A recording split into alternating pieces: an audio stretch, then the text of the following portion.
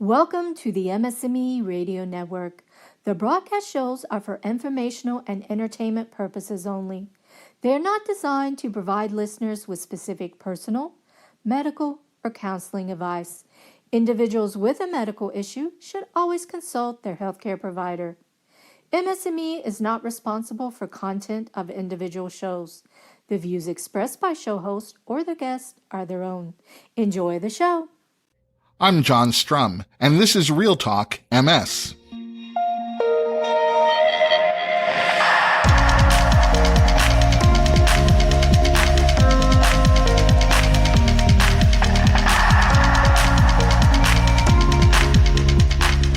It's May 21st, and we have a lot to talk about.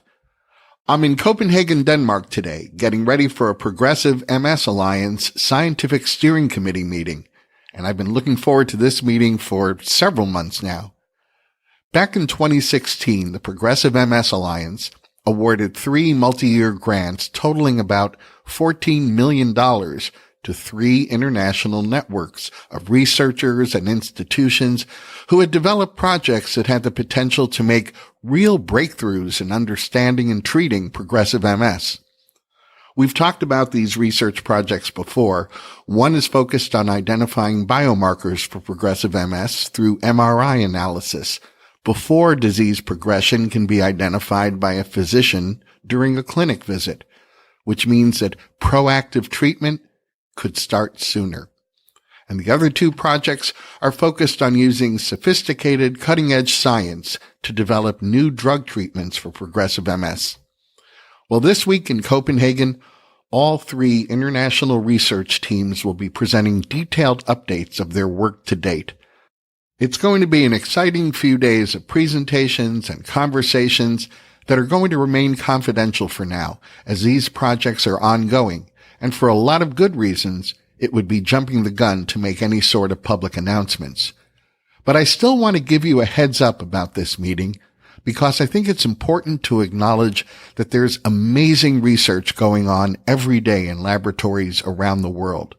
Work that's being led by scientists who are deeply committed to figuring out progressive MS, finding ways to diagnose it sooner, finding drug therapies that help manage disease progression better, and gaining a better understanding of what's really going on when someone is living with progressive MS, because that understanding can ultimately lead to a cure. So I'm excited to be here in Copenhagen, and I'm ready for our meeting to get underway tomorrow. And while we're talking about meetings, I want to tell you about a different meeting that I attended last week. I was in Washington, D.C., participating in EMD Serono's Patient 360 meeting. EMD Serono, of course, is the North American face of Merck, which I believe is the oldest pharmaceutical company in the world. And if it's not, well, they still get props for their 350-year-long history. And their Patient 360 meeting was all about patient and caregiver engagement in drug development. Patient engagement is a theme that's being repeated and amplified throughout healthcare. It's an acknowledgement that research, clinical trials, and clinical practice all achieve better outcomes when they include the voice of the patient. And what was different about the conversations that we had during Patient 360 was that there was also an acknowledgement that including the voice of the caregiver could also add value and improve outcomes in drug development. As an MS caregiver, I was honored to participate in this meeting, and I was gratified to see that the caregiver's perspective was being acknowledged. It's clear to me from my own experience that a caregiver has a unique contribution to make to both research and clinical practice. While the patient, the one who's actually living with MS or any chronic condition, is the expert on their own symptoms, they're also the ones who are dealing with the weight of what many times is a life-changing diagnosis, the burden of treatment, possible treatment side effects, how their illness might be affecting other parts of life like their career or their relationships. Well, their caregiver has a front row seat to observe all of this.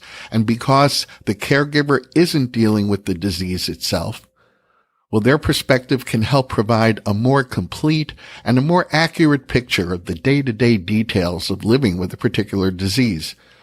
So I was very glad to add my thoughts and comments to a high-level, high-energy discussion about patient and caregiver engagement and drug development. And kudos to EMD Serono for leading this discussion, and thanks again for inviting me to participate. The Multiple Sclerosis Association of America, or MSAA, is dedicated to providing the kinds of programs and resources that are designed to improve the lives of people affected by MS. If you require financial assistance for an MRI, or you need a laptop or desktop computer to connect to the rest of the world, if you require mobility equipment or even a cooling vest so that you can better enjoy being out with friends or family in hot summer weather, the MSAA offers programs that can help. And from my perspective, these are the kinds of programs that can change the quality of life for people living with MS and their care partners. That's why I'm happy to welcome my guest today, Gina Murdoch. Gina is the president and CEO of the MSAA, and we're going to talk about the organization's almost 50-year history, their shared management philosophy of living with MS, and we'll take a deeper dive into some of those remarkable programs. But before we get into my conversation with MSAA president and CEO Gina Murdoch, there are a few other things that you should know about.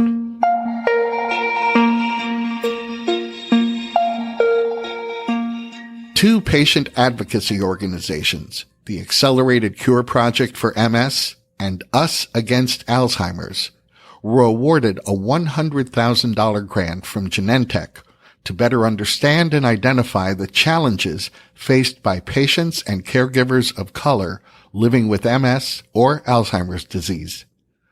The organizations will work together to identify themes and common priorities among patients and caregivers of color related to interactions with health professionals, participation in research, and care practices.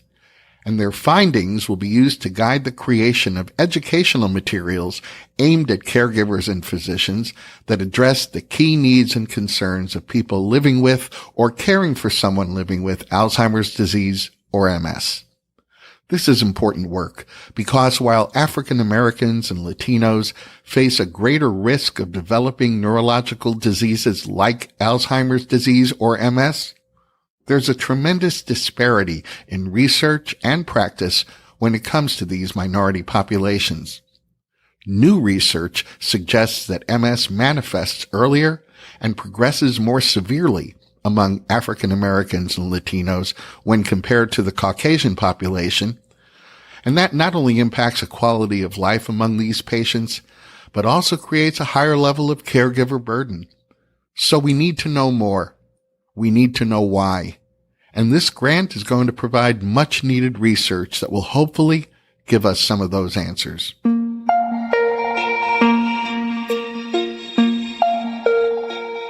Living with a chronic illness can be very expensive in the United States.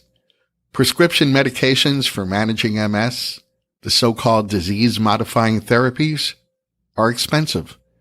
And sometimes, even with health insurance, just making the copayment for some of these medications still places an unwelcome and unmanageable financial burden on families affected by MS. And while it's often overlooked because people don't know that it exists, help is available. And that help can come from the drug manufacturers themselves, who have established programs that provide financial assistance and support to the people who need access to their prescription medications. The Pharmaceutical Research and Manufacturers of America, the trade group that represents pharmaceutical companies, has a dedicated search engine that's been designed to connect patients and caregivers with all the different financial assistance programs that the major pharmaceutical companies offer. And using the search engine is easy. You select one or more of the medications that your doctor has prescribed for you, and then you provide some demographic data so that the search engine can show you the public and private patient assistance programs that you'll likely qualify for. If you're using disease-modifying therapy, you should at least check your medications through this search engine. You might be surprised by what you find. Managing MS is costly enough, so it's worthwhile to be certain that you're getting all of the financial support and assistance that you're entitled to. You can visit the Medicine Assistance Tool, or MAT, at www.mat.org, and I'll leave a link to this prescription medicine patient resource search engine in today's show notes.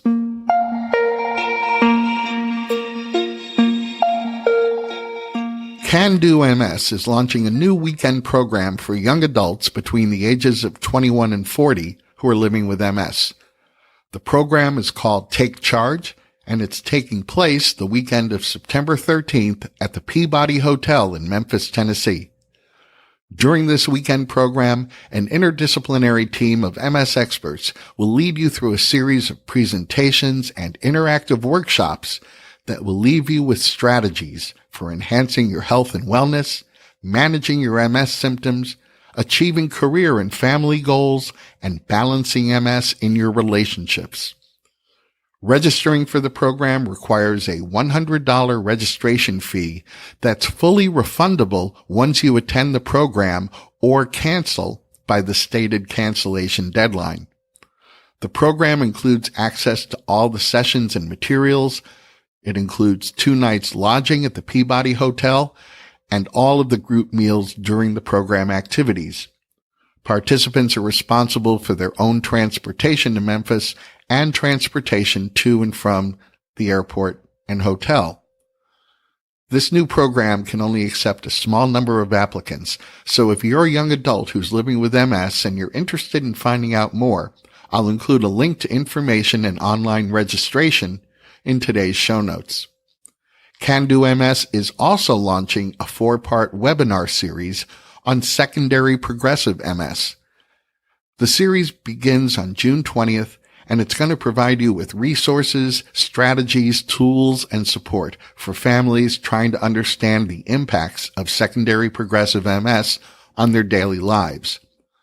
The 4 webinars will cover understanding secondary progressive MS, managing your emotional and cognitive well-being, maintaining your physical well-being, and managing transitions in your relationships. Transitioning from relapsing remitting MS to secondary progressive MS is a topic that doesn't get discussed often enough. So if you're interested in registering for this 4-part webinar series, you'll find a link in today's show notes.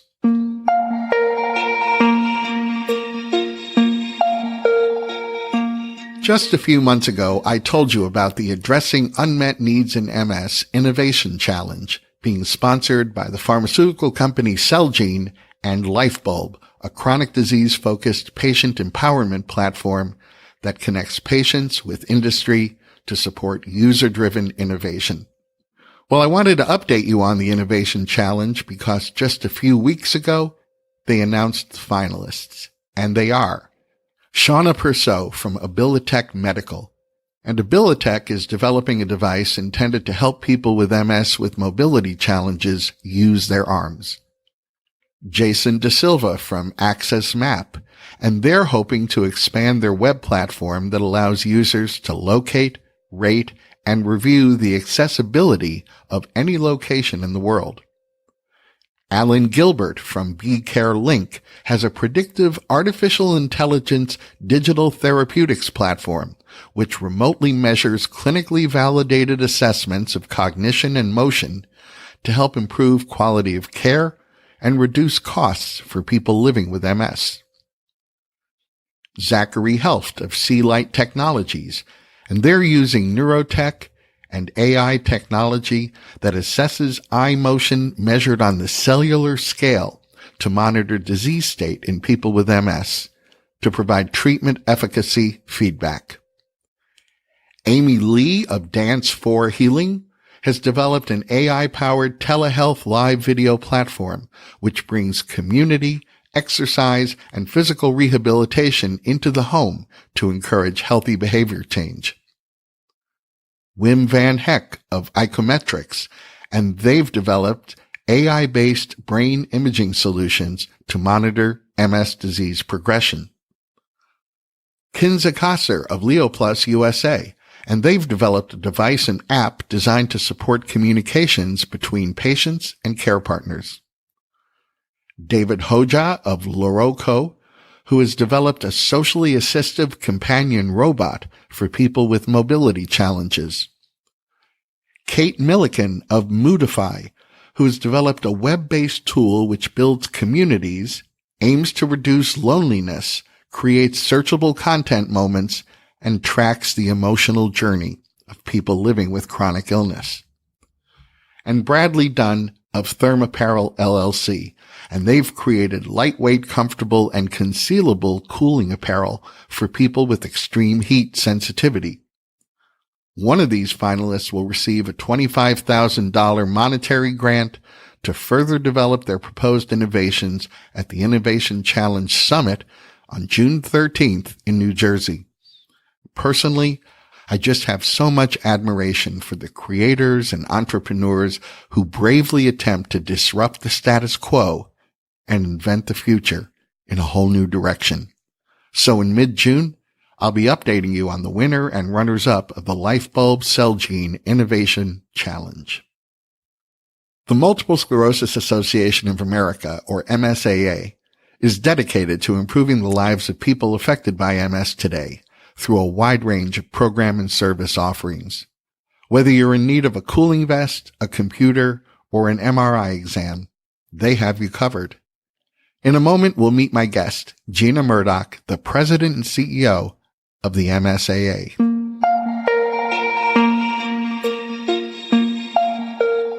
The Multiple Sclerosis Association of America, or MSAA, was founded in 1970. It's a national nonprofit organization dedicated to improving lives today through ongoing support and direct services to people living with MS, their families, and their care partners.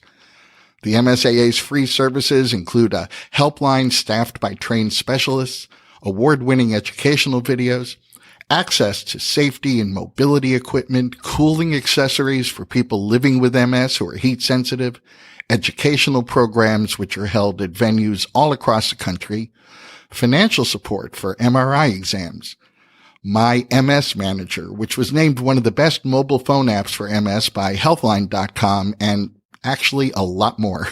My guest today is Gina Murdoch, the president and CEO of the Multiple Sclerosis Association of America, and welcome to the podcast, Gina. Thank you, John. I so appreciate you having me on today. I have listened to some of your podcasts before and truly enjoyed them, so it's a real pleasure to be here today. So how would you describe the MSAA to someone who had never engaged with you? Well, what's exciting about the organization is we have been around for close to 50 years in the MS space, and we really started improving lives today and focusing on the quality of life aspect of living with multiple sclerosis. And I'm proud to say that has continued on today. You mentioned some of the areas of the organization, and we really look at living with MS and what does that mean and how can we impact lives, improve lives, and connect people. Some of the ways you mentioned, we have MRI, we provide cooling equipment, safety and mobility equipment, really for that tangible way, that direct impact of living with MS. And then we have ways that people connect, where you talked about our app. We have over 19,000 people who've downloaded that app and are using it. So it's an opportunity for people to have that technological connection, not only with each other, but also with their healthcare providers. So really building that improvement. And our MSAA community that started about a year and a half ago has over 4,000 people connected in there and have an opportunity to talk with other people and care partners and others struggling with multiple sclerosis. So there's that way to create that connection. And then educational programs. So when we talk about MSAA and we talk about who and what we are, we've really been consistent on when you're diagnosed with multiple sclerosis and you're looking at how you're going to live with this disease and how your family and employment and your employer are going to look at it. MSAA has been there for close to 50 years and look forward to another 50 years. I think I mentioned that the MSAA got its start back in 1970. What were the circumstances? What's the origin story? Who started it? How did it come into being? So it was actually started by a gentleman whose wife was living with MS. So it certainly has some very honest beginnings from a care partner who started the organization and really felt that there needed to be a focus on life with MS. The organization has had some housing complexes in the past, but is really started by a gentleman who thought the families needed support, the care partner needed support, the environment around the person living with MS needs support, and he did that from a very honest place as being the husband of a person living with MS. You know, as you and I have been talking the last couple of minutes about so many of the programs that you do offer, and one thing that strikes me is they are geared toward not just the patient, but the family members, the care partners. I think I understand why it sounds like it's in your DNA from the beginning. What would you say are some of the most important or valuable services that you'd want people to know about? Well, and you're right. We do have a real honesty beginning with the family. And in fact, we also include children of people living with MS. We have two wonderful publications, Mommy's Story and Daddy's Story. When a parent is diagnosed with MS, how you talk to a young child. So we do from, the person, the care partner, the family, even the children of a parent living with MS. So we kind of to fill that out. But I think some of the most important aspects are the ways that we bring people together and how we give them an opportunity to share their stories and get support. The community is an amazing online opportunity for people to have in an anonymous way a connection. Webinars and our in-person programs, there's such a power to have somebody walk into a room and see other people who are living with MS and having that struggle, and care partners walking into a room, having an opportunity to see other people who are dealing with it. So I think kind of in the virtual world, our My MSA community gives people that opportunity and that anonymity to really get that support. And I also think the in-person patient programs also give people a live option. Not everybody is ready for one or the other, but both give a sense of connection, a sense of family, a sense that they're not alone. So I think those are really two important ways that we service the MS community. A couple of months ago, I know that I was talking about some of the programs that you were launching at that time that kind of focused on family, on relationships in MS that I thought were really fantastic. What is launching now? What new programs have you recently launched, or maybe you can give us a hint about what you're about to launch in the near future? Sure. So actually, we just launched a new video series. There's 12 little videos. They're only about a minute or 2 minutes long, so they're not overly, long as far as getting involved with it. But they're 12 different pieces, and they are moderated by Dr. Michelle Fabian from the Corinne Goldsmith Dickinson Center at Mount Sinai. And it goes through things like relapses or what is MS. And it kind of is a wonderful opportunity not only for the individual living with MS, but care partners, family members to really understand what's going on. So we want to make sure we give that information out to people. We also have looking again at life. We are actually having a webinar in about 2 weeks called Creating Healthy Habits. And it talks about nutrition and diet and exercise. And those are all aspects of managing your multiple sclerosis that really can incorporate the entire family. So there are ways of looking at how you can help the person, but really those opportunities to engage the entire family unit in care, in healthy living, and really creating that connection. The other piece that we're looking at is obviously a very important part of life, and we're really excited about this, is looking at employment and MS, and we just published a new publication on that.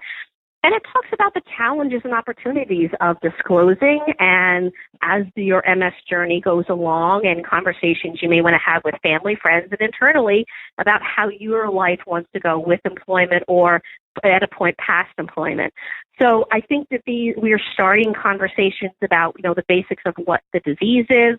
We're looking at diet and nutrition and how we can impact the lives. And we're also looking at a key area that a lot of people define themselves on, employment, and how can you take control of that situation or position yourself to be aware of the challenges and the opportunities of living with MS and employment and past employment. When it comes to living with MS, I know that the MSAA has a philosophy of shared management. What does that mean, and how is it embraced by the MSAA? So we have done a good amount of work in shared decision making and shared management, and it's something that not only have we worked on within the states, we're actually convening an international collaborative called Navigating MS that really focuses on when that door closes and that conversation between the healthcare provider and the person living with MS and the care partner really gets real. It's about the conversation and the honesty of that conversation and the person living with MS really being involved and educated and empowered for that conversation. We have a number of different publications that really go through kind of a thought process as you're going through what you want your life to be and what you want your treatment to be and how you want to impact your life and how that looks like. So when you get to your healthcare provider, you really have thought through what fits with your life, what is your family situation, what is your life situation, and really encouraging the person living with MS, really the care partner as well, to be an active advocate and involved in that conversation and involved in management of your MS and what you're going to be doing in the future. So we've done work within the states, and we're also part of an international collaborative where there's people and healthcare providers from U.S., EU, and Australia looking at, can we bring all of this mindset together and take excellent ideas from all over the world and really take it and distill it down to how can we have that conversation that's so critical and have such an impact and is often so short, have the biggest impact with the greatest outcome for the patient. All I can do is applaud that entire effort because I am a huge supporter of people being actively involved in their treatment plan. And what that requires is that you make yourself an informed medical consumer so that you can enter into those conversations with a real understanding of what's being discussed and what it is you most want to or need to advocate for on your own behalf. If you're going to be talking about different disease-modifying therapies, you kind of need to understand why they're different and what that means to you and your lifestyle and your quality of life. And that's why I'm so happy to see that you've backed up that philosophy with so many resources that empower people to do that with confidence. I think that's great. And I think it is. It's not only empowering, I think, for the individual, but it's also empowering for the care partner to know that they are part of that conversation. It gives them an opportunity to really be in that conversation as well. So I think that the process that we've done is not only, it obviously, and you know better than anyone, MS affects more than just the individual. So having an empowered advocate, and as you say, a medical consumer, but also bringing the care partner into that so that there is a team decision or there's a team conversation about what this means and what the protocol is going to be and how this is going to impact the lives, and really empowering them, encouraging them to ask questions and make sure that they get what they need and they feel heard is critical to the patient going home and then really following the plan, or having the strength and resolve to go back to the healthcare provider and say this plan may be working, may not be working. But they need that encouragement and they need that empowerment to make sure that they are medical consumers and self-advocates. I couldn't agree more. Obviously, as a care partner, I fully embrace that approach. And I think it's so helpful to have the care partner just intimately involved in the discussion and the conversation about the direction treatment's going to take and the options and the decisions being made, because many times that person who's living with MS can be a little overwhelmed by that information. It's a hard job to do alone. If you have a partner who can augment your insights with their observations, I think that gives the treating physician a more complete picture. And so it makes their job a lot easier in terms of helping to kind of recommend the best treatment path to take. So the fact that you see this as a family situation, as a team situation, I think it just checks all the right boxes. Well, thank you. And one of the things that we really encourage is we have a mobile app, My MS Manager app, and in that particular app, there is a journaling function. And we really encourage people to write down, because obviously there's a good amount of time in between their visits to their neurologist or whatever healthcare provider. And we really encourage them to use the journal function to record things, because sometimes you get to the appointment and you don't remember anybody would, not remember all the things that have happened in the time. But we also really encourage the the care partners do that way. They're not connected, so they are private. But to record things, because when if they're going to the appointment together, there may be something that a care partner observes that the person living with MS may have not observed. So we really encourage people, the care partners, not only to use the app and also to keep those top of mind things and write them down. So when they go into the appointment with the healthcare provider, they really get a 360 view, both from within the person living with MS, but also their partner observing from the outside. And it just gives somebody a really free, easy, quick, people are on their phones way to consolidate that information and remind them, so you make that appointment as effective and efficient as possible. So where can people go to find out more about the MSAA and to take advantage of some of these remarkable resources that are available to them? They can just go to mymsaa.org, and they can look through the information. Everything that they have is on our website. There is videos, there's webinars. Anytime we have the webinars, everything is archived afterwards, including the Q&A section. So people really can have an opportunity to go to the website and find out more about our direct impact. There are online applications now for cooling and for safety and mobility equipment. There's information they can access our helpline through a chat feature. They can access all of our publications available, both in hard copy and PDF, and all of our webinars, and they can get to the community and download the app for free. So it's mymsaa.org, and it's a really wealth of information. Well, I'll be sure to include a link to your website in today's show notes.